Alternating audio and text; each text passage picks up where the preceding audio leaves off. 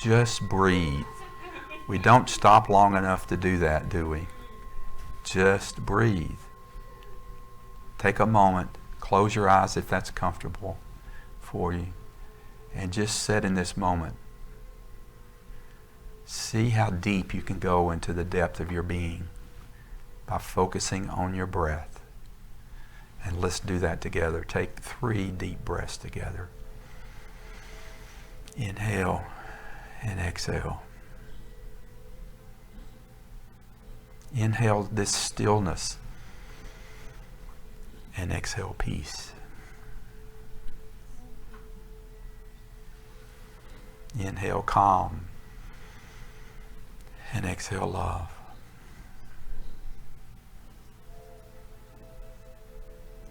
Turn your awareness to wholeness. We're going to let go of thoughts and just let the body be our guide.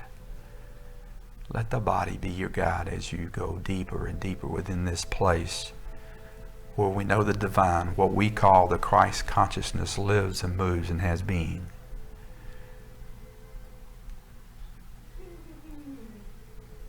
So as we go through this short meditation today, I invite you to focus on your breath.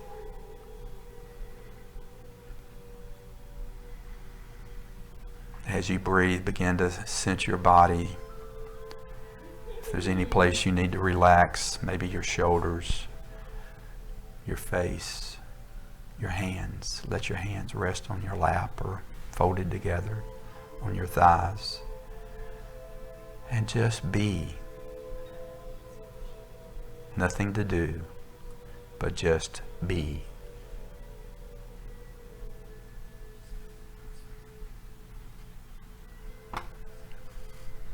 So as you continue to still your body, now we quiet the mind. Just for a few moments, let the thoughts drift by like hot air balloons. Let them drift by. Get that image in your awareness of thoughts just drifting by. We're not trying to control them or stop them. The mind wouldn't go for that. Just let them go. And just for a moment now, if you find yourself attached or drawn away to a thought, or even if you're drawn away from my voice, the sound of my voice, come back to the breath. Every time you come back to the breath, you're building that muscle of surrender and silence and stillness.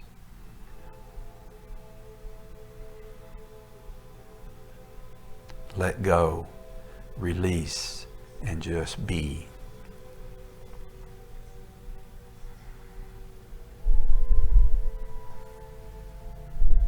I believe our biggest journey in life, the reason we're here, is to just be and find our authentic self, our true self. And we can only do that when we pause and come apart, focus on the breath, return to the center of our being, and rest in the silence.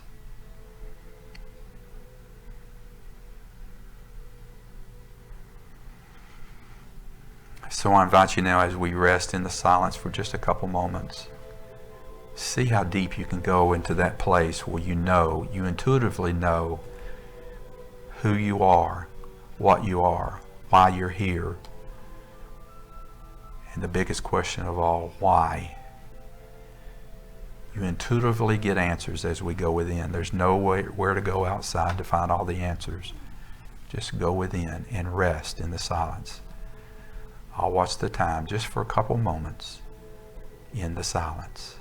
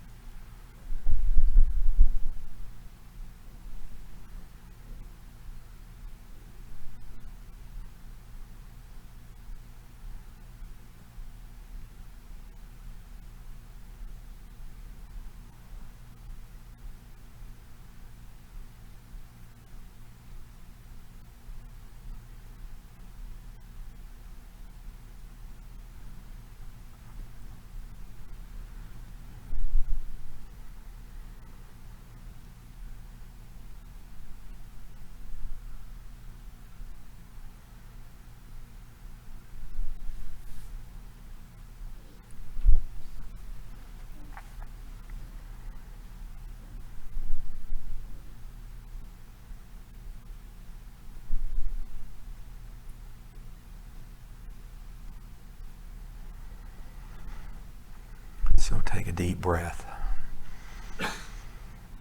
Inhale and exhale. Hold this sacred space for just another moment as you feel the peace that comes from going within ourselves, finding our true self, our authentic self. No matter the chaos, seeming chaos and confusion of the outer world, when we go within, there's peace.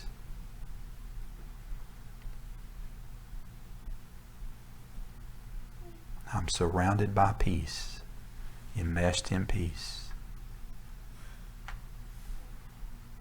Peace, quiet, calm, undisturbed peace when I go within. And another deep breath, and now I invite you to take this presence, this quietness, this stillness, take this into your world today, into your outer world. Be a little kinder, be a little more compassionate, both to yourself and to others. Be a little more loving. Take this practice that we've done right now, right today, into your world.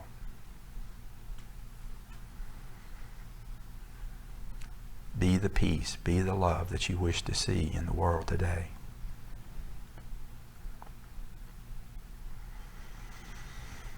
One more deep breath and you can begin to wiggle your fingers and toes. Roll your shoulders. And come back to this place right here at the present moment.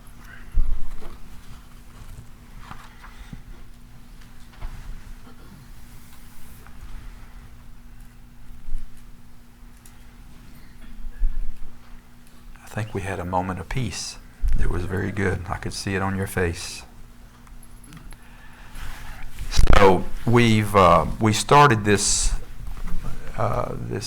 small book, Unity: A Quest for Truth. This was Eric Butterworth's first book, and for those of you who don't know, Eric Butterworth spoke in New York for 35 years. He had an incredibly large following in church in New York. This was one of the first books he wrote. He was ordained in 1948, and he made his transition, I believe it's 2003. So he's a noted Unity author and speaker, and we still follow a lot of his teachings in Unity. He said, of all the things, I remember hearing some things, he said he's a metaphysician. So he interprets things. There's a little difference between interpreting metaphysical Bible interpretation you may hear in Unity some versus the metaphysics. They're different. They're different things. Metaphysics is how you see the world. It's what do you think the world is. So he claims to be, his self-described was that he was a metaphysics, and because of the way he could see the world. So what an intriguing title he came up with this chapter in this book, The Perfect Round. The Perfect Round. It really, I didn't create it, and neither did he actually. Rose gave you a little snapshot of it, where it came from, and I'll tell you about that in just a minute ago. But I remember years ago reading this book when I was in Unity in Nashville, and of course the first thing I started doing was looking through the chapter trying to figure out what it was, what he was talking about, the perfect round. What in the world does that mean? So he begins by stating something we've mentioned in some way almost every Sunday. It seems like I'm always talking about this. And when I say that, one of the things in my engineering career I learned as as I became older and older in my engineering career, I had to keep teaching the same lesson over and over and over.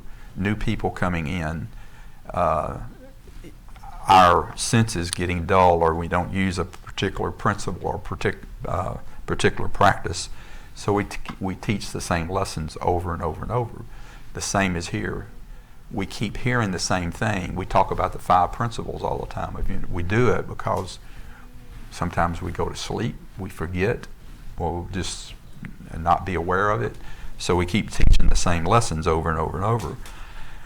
So this is an example of perennial wisdom. This perennial wisdom that I'll talk about a lot is ancient wisdom of asking these questions. Who am I? Where did I come from? Why am I here? Where am I going? How shall I live? And why? So what are these questions all about? Some would say, particularly I was reading a comment from an atheist. Yes, I've got books on atheism on my bookshelf. It's good to expand your knowledge and see what that's about. How does that resonate? Does it can make your God more real, more defined? Can be confusing, and we'll talk about that a little bit too. But but the physical manifestation to some is all there is. You only live once. Enjoy it, and boy, do we ever enjoy it. Because the physical manifestation is so much around us that's what it seems is all there is. All religious philosophies, and too many to count, have and still do explain life is only this life, this part we're living right now, is the only part of the whole. The teachings branch is not the only part of the whole. The teachings branch out to hundreds and hundreds of beliefs, practices about what is this life, what is life, and to answer all those questions. The afterlife, the concept of an afterlife, is a carryover from very early primitive beliefs. Indigenous beliefs from all peoples have taught we're going to the happy hunting ground. And a predominantly Christian concept developed, not on their own, but from ages and ages, into two divergent paths. One we go up, and the other we go down. Being somewhat of a smart aleck, I frequently ask people, my friends, not somebody cold, but people who know me. You notice how I clean that up, smart aleck. That's a good Southern clean. So we could say that in the Nazarene church, but you can't say the other part of that. What I'm really thinking. I frequently ask, where is up and where is down if you live in China? So we're going to go to heaven. We're going to go up. Well, where do the Chinese point to for that? So the teachings of the afterlife have surrounded my life. Going to heaven or hell, are you saved? And I usually say, now, saved from what? There's nothing. I used to believe that, and my self-esteem was always perplexed by that. Saved from what? I was miserable because of that growing up in that kind of teaching. I recently attended a funeral here, and the friend that was a friend of my wife's, Karen, a long-term friend of hers, passed away, made her transition, although the Baptists say passed away or died. They don't say made her transition. It's just not their language. But during the preacher's message, and he was a Pentecostal preacher, he didn't know, my wife's friend didn't know her, and this friend, she's known her for a long time, since she was a little girl. But he stopped a couple of times for an altar call. Now, if you come from a Baptist or Nazarene, but he would stop in the middle of his preaching about Betty, and her name Betty, about an altar call to be saved so that you can go to heaven, like Betty's going to heaven, to be saved today, so your sins will be forgiven. And even members of my family have done this. My brother-in-law is a Pentecostal trained minister, and he did that at a funeral he conducted for my nephew many years ago.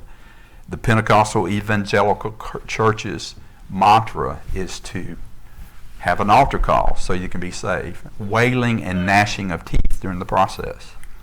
I went many times. Sensible people have rejected this ridiculous picture to me, and I'm speaking from us and how we see this. If it's not ridiculous to you, more power. We love to talk about it. And notion of God setting up in judgment with a book of deeds in his hand. And notice that anthropomorphic connection of God, which a lot of us have given up, deciding whether we go up or down. Why do you think this is? Why do you think that still happens?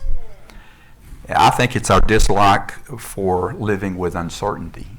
We want to know. We want somebody to tell us, have a book, open the book, and tell us the answers.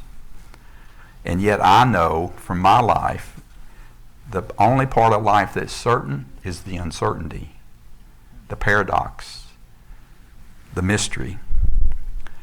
So I quoted this in a MailChimp in our email blast a couple weeks ago. The more enlightened you are is determined by the degree of comfort you have with uncertainty. Living with uncertainty. We tend to say things like, time's running out, or she's getting old and running out of time, or life is taking a toll on somebody. But Eric Butterworth says, you need to get a hold on a new life. Life won't run off and leave you. Life has a hold of you. He says, actually, you do not live life. Life lives you. Life lives you. Life animates you and expresses itself as you. You are an eachness in the allness of life. And what that means, we say that all the time. That's one of my favorite sayings. It's describing the divine in me and the allness of oneness. It's oneness. You are an expression of the divine within you right now. So now what about this perfect round? Robert Browning gives insight, and Robert Browning was a devout Christian teacher, poet, and he gives this insight into the problem of life on earth. You know, why do we ask all these questions? And he came up with this line in his poem, On Earth, the broken arcs, in heaven, the perfect round. And the arc is a small piece of that circle that if you get higher and higher and higher, above the circle of life, what we call our circle of life, the arc is just a piece of that circle. And from the perspective, the arc could be a speck or a dot. It isn't the whole. So it's the same way if we say life, what we say, if life is just this, just what we see in front of us, I don't believe it is. It's there's the whole. We can't see the whole.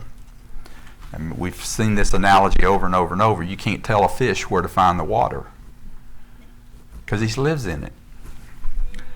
So as my dad was making his transition, again, he didn't call it transition. He was down with non-Hodgkin's lymphoma. I had a lot of quality time to spend with him, and we talked about this. You know, what is the afterlife? And he believed in the general. Always believed in heaven and hell, but yet as we talked, he said, I don't understand all of what you're saying, but I know it. I can tell it works for you. And so he honored me by listening and accepting these truths that had meaning for me. I told him, I don't know where your soul is going. And I don't know why we lay the body down, but I know life continues. I think life continues. It's eternal. Just this week, a friend of my daughter, my stepdaughter's, and Karen's daughter passed away. And Karen got a Facebook quote that he had written a few weeks ago. Well, I say that. I don't know how long ago he wrote it, but here's what he said. His name was Tommy.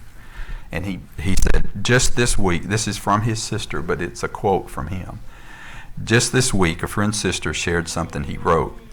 Death is lighter than a feather. Duty is heavier than a mountain. Life is a dream from which we all must waken. I've come to terms with that happily. I'm not seeking it out, but once my Uber shows up, I'll leave the party with a wink and a grin. Sounds like a country music song. So he knew he was going to be passing, and he wrote that, and his sister shared it with us. And then she said, I love you, Tommy, and I miss you already. He passed on Friday night. So remember that our role in unity, my role here, is not to set things right, but to see them rightly. Remember our study, the whole year we've studied about seeing as the mystics see. And how do the mystics see? When we say we're all mystics, if you remember that, is we see with oneness, non-duality. There is no duality. It's all about oneness. That's how the mystics see. Jesus tells us repeatedly in the Gospels that the kingdom of heaven, sometimes he would say God, the kingdom of God or kingdom of heaven is at hand. It's right now. It's not in some far off distant place. It's right now. Heaven then, Butterworth says, heaven then is a wonderful germ of possibility that lies within all of God's creation. It is the perfect circle with a broken arc. Our destiny, almost like predestined, is to find our authentic self. That's why we came here, I think. That's it. Simple, but not easy. So why is it not easy? Because we are spiritual beings living in a spiritual world governed by spiritual law. But we are also clothed in human form, moving through human experiences. We are clothed in human form. This body experience, rather than the soul-centered experience or awareness, hinders us from our authentic self. You know, we've learned that from spiritual teachers all year, that the what we are inside is what matters.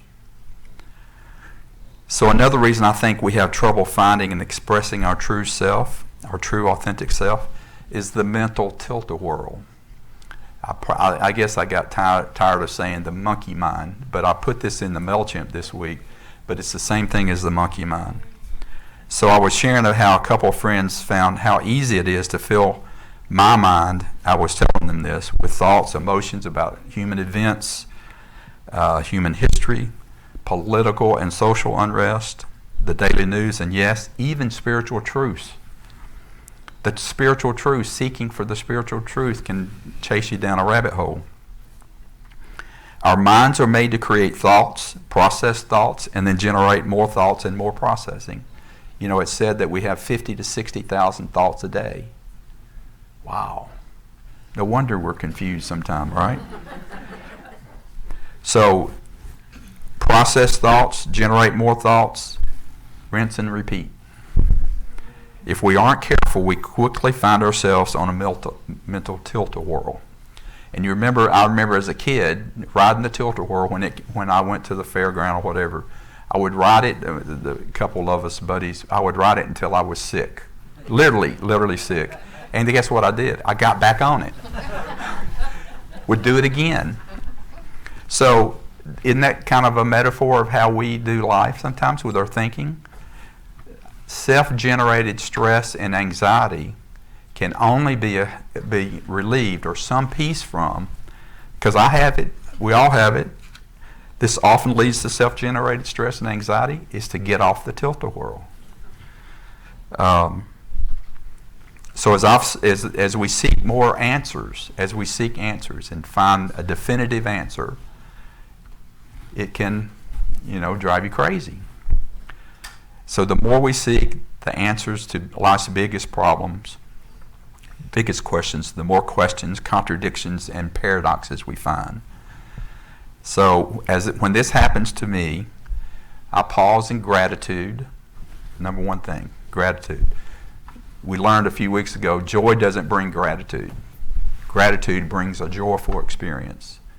It's all joy, but first there's gratitude. So I'm mindful to be in the present moment and breathe.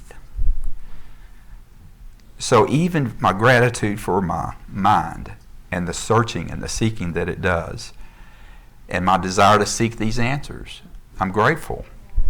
And yet I take a break. I take a break from the books, the podcasts, the Kindle readings, the news, the social media posts, and talking with friends who support the other political side or whatever it is. Take a break. So if you're stuck on the mental tilt-a-whirl, take a mindful moment or one moment or a couple days and remember to breathe and be grateful. So just like I used to get back on the tilt-a-whirl even after being sick, I would get back on it after a few days, but hopefully the ride will be much shorter. So it can seem like every person, every television show, and every ad has an idea of who you should be. Everything on TV is that way. The social media for sure.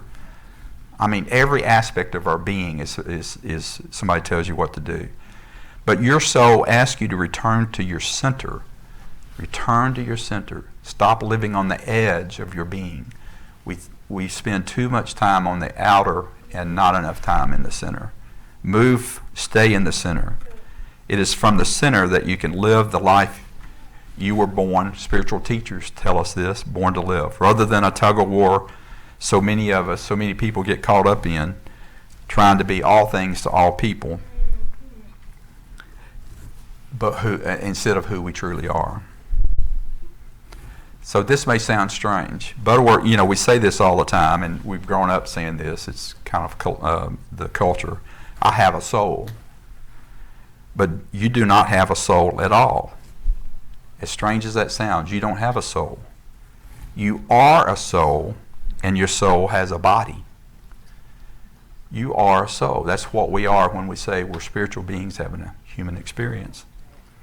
The physical body is marvelous. I told my dad when we were going through this, I said, nobody's waiting in line to catch the Uber to take them to heaven or wherever that is, that afterlife is, whatever you think that is, which I don't know. We don't really know the answer. The physical body is marvelous. It's the creation, it's the expression of life in this phase, in this realm. However, it is not the center of your life. It is not the center of your life. Now, Butterworth talks about how do we answer all these questions. He gives one answer for this. So what happens? And it's reincarnation. Unity doesn't have a position per se on reincarnation, but you can get on the tilt-a-whirl with that easily. Get on that and try to figure out what you believe about reincarnation. Charles Fillmore talked about it frequently in all his text. So you can, if you get some answers from that, and generate questions and more answers, and living in the uncertainty, live in the uncertainty. Poet E.E. Cummins says it takes courage to grow up and become who you really are. Takes courage to be that authentic self you are, not trying to answer to what somebody else wants. We learned that in all the teachings that we did with Brene Brown and others this year. So yes, there is uncertainty, paradox, and mystery along the way.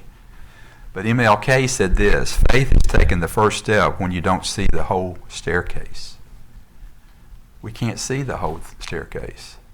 But we can have faith that we're here to find ourselves and be in this present moment. And as you continue on your journey to find your authentic self, you'll find these qualities.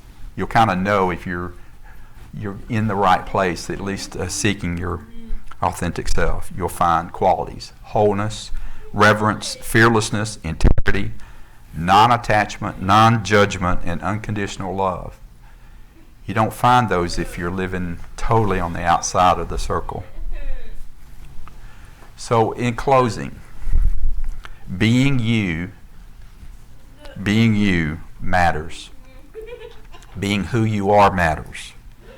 The gift of your authentic self is the gift you have come to share with the world. That's why I think that's why we're here.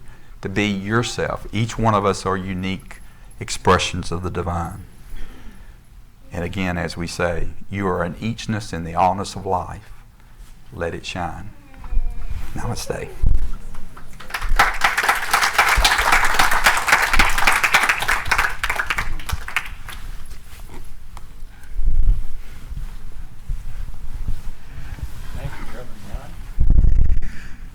Well done. We appreciate you. Thank you so much. And thanks for reminding us we're not just here for the meal, we're here for the message.